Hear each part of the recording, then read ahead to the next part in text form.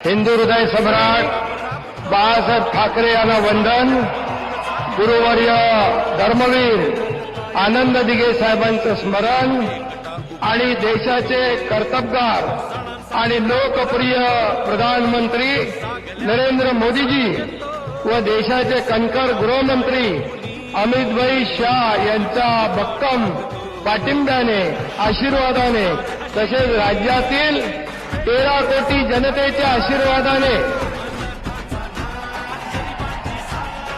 मी एकनाथ गंगूबाई संभाजी शिंदे ईश्वर साक्ष शपथ घेतो की कायद्याद्वारे स्थापित झाले आहे अशा भारताच्या संविधानाबद्दल मी खरी श्रद्धा व निष्ठा बाळगीन. मी भारताची सार्वभौमता व एकात्मता उन्नत राखीन.